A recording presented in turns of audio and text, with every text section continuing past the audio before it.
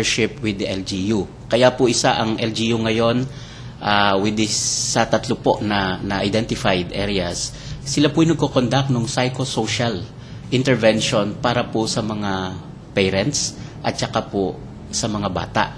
Sandali lang, para ma-identify ang problema, paano ba in-identify ang problema dito sa Masbate, Judy? Ano ba? Yung ano po kasi yung ating National Child Labor Committee na pinapangunahan po ng Department of Labor and Employment, nagkaroon ng konsultasyon sa mga ating pong iba-ibang ahensya at may representatives po yung mga region tapos tiningnan po kung saang lugar na merong malaking yung malaking incidents ng child labor. At isa nga po yung Masbate doon sa na-identify na may top na child labor cases. Tapos yung din po, nung tiningnan din kasi dito yung mga proxy indicators, at kapag sinasabi natin proxy indicators, ito yung mga posibleng may relasyon sa child labor. Halimbawa, kapag marami kasi yung dropout sa isang lugar, or di kaya marami yung hindi nakakapag-aral, may tendency na marami din yung nagtatrabahong mga kabataan dahil kapag nakatambay lang sa bahay, ganun yung pinagpagtatrabaho. Paano nila nakuha yung statistics na yan? Paano nila identify na Masbate isa sa mga... Apo.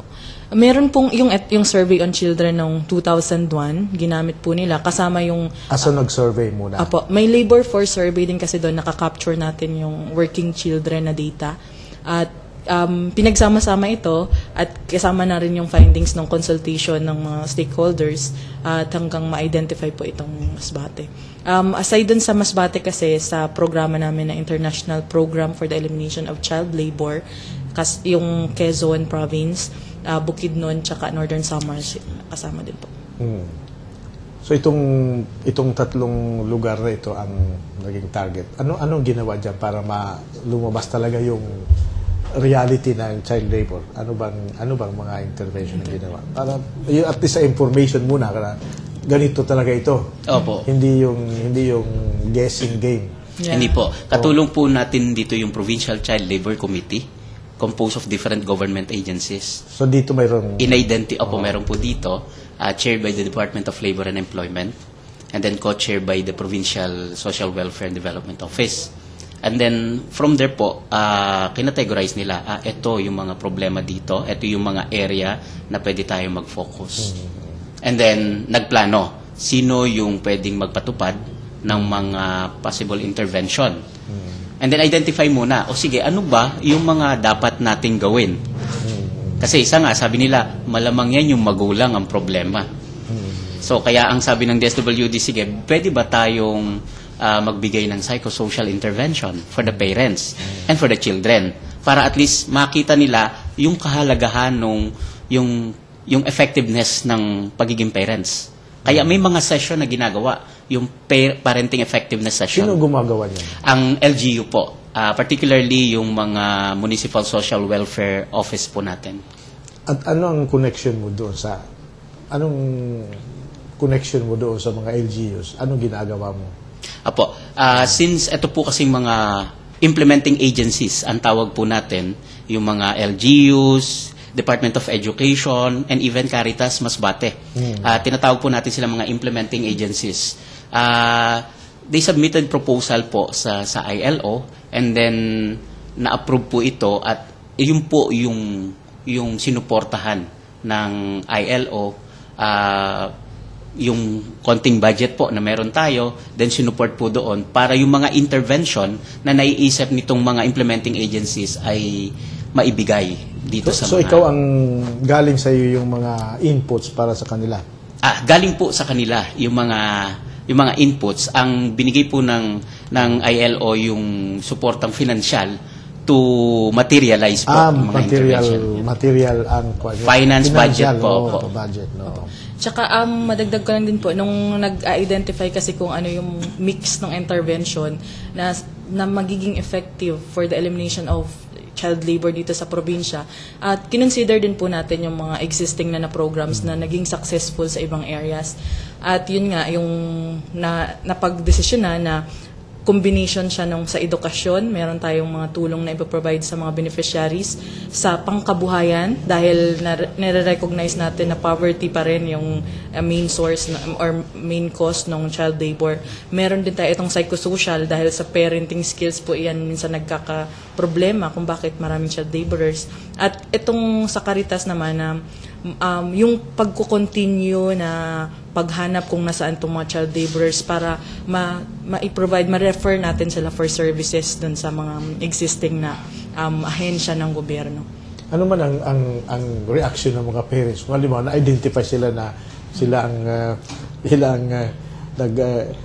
cause ng child labor. Ano ang mga reaction ng mga parents? Nagagalit ba sila? Based po dun sa mga sharing din ng mga partners natin from the communities, merong nagugulat, merong nagdi-deny na hindi child labor yung anak ko. Merong natatakot kasi baka raw dakipin sila dahil may batas pala dito. Pero meron pong natutuwa din kasi at least may tulong na dumarating from outside. Pero yung common, lalo po nag-start yung ating effective parenting session, ay mas na-realize nila na yung ginagawa pala nila ay medyo mali. So, mahalaga pala na pahalagahan yung bata, yung anak nila. At mahalaga rin pala na makita nila yung kami bilang magulang ay may malaking responsibilidad para sa aming mga anak. Oh, nabanggit mo yung batas, no?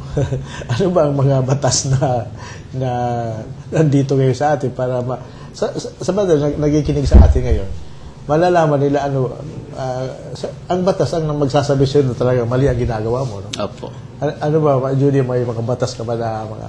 Opo, meron po tayo yung Republic Act 9231. Ito ang act providing for the elimination of child labor and affording stronger protection for the working children. So, batas na talaga yan. Opo. Opo. Ang ano po ngayon, kaya yung wino-workout natin yung partnership with the local government units na dito magkaroon din ng ordinansa o di kaya mga resolusyon hanggang sa barangay level po para ma-implement natin itong batas na ito. Kasi yung unang-una nga po na naging challenge din sa aming proyekto ay yung dissemination, ano itong batas na ito, ano yung bawal, ano yung pwede, sa ganun. So, yung talagang siguro mas magiging parang magkakaroon ng effective na implementation yung batas kung may suporta mula dun sa mga ordinansyang dito ibababa. Sa experience niyo dito sa Masbate, may mga ordinansa na ba? Mula provincial, municipal, at saka barangay level? Mayroon na mga... Since nagsisimula pa rin po tayo with the project, part of the advocacy and lobbying po ay yung makapaglikha sana ng mga ordinansa, local ordinances to support the child labor program. Isa po iyon. Kaya nga po ini-strengthen yung ating mga BCPC sa barangay level para maging aware yung mga barangay officials, and then yung MCPC, municipal level, na for the protection of children, para po maging aware din yung ating mga municipal councilors, no? And even dun sa sangguniang panlalawigan, which is part din po sila ng Provincial Child Labor Committee. So sa ngayon po nasa stage tayo na naglalabi. Kaya nga po part nung to sustain the project sana, ang isa po sana ay yung policy development.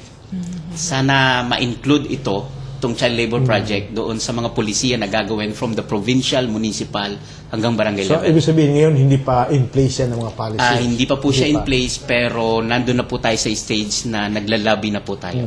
So, ibig sabihin, ang awareness nitong child labor ay hindi pa masyadong hindi pa talagang na-receive ng Nag-start pa po. Nag-start pa lang tayo nito.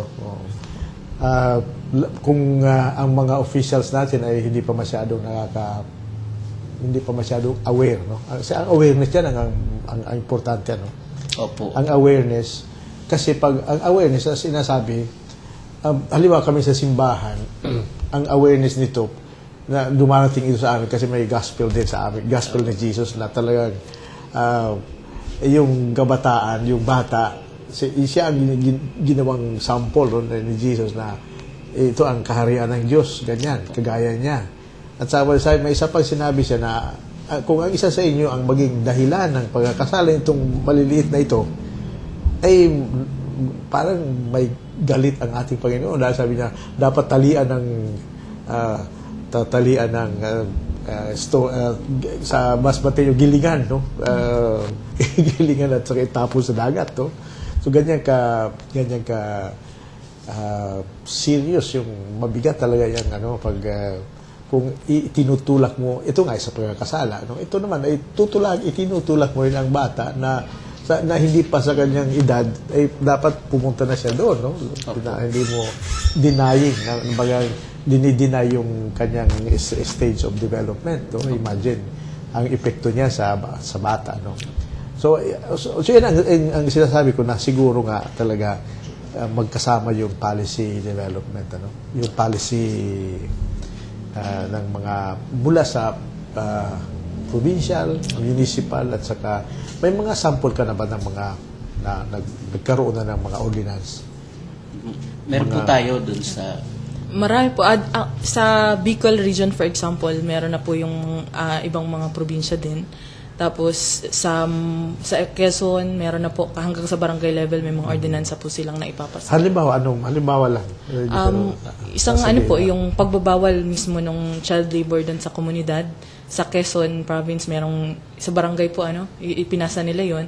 Tapos meron din yung mga pag-reactivate or pagbuo talaga ng mga programa ng yung BCPC or yung Barangay Council for the Protection of Children. Kasi yung Barangay Council po na ito kasi yung talagang dapat sentro ng parang service provider doon sa barangay, para kapag may mga child laborers tayong makikita or sa kanila i-refer for services. So, critical po siya na ma-reactivate sa mga barangay levels natin. Hindi ko naintindihan. Pag kailangan ng child labor, ano yun? Halimbawa po, meron kang sa isang barangay, meron tayong mga child labor na kailangan ng serbisyo na magpo-provide ay mga mga LGU o di kaya different government agencies. Yung sentro kasi na pwede nilang lapitan doon sa barangay level ay itong Barangay Council for the Protection of Children. Opo. Itong BCPC ngayon, titingnan yung kaso ng bata. Halimbawa, ang batang ito kailangan niya ng livelihood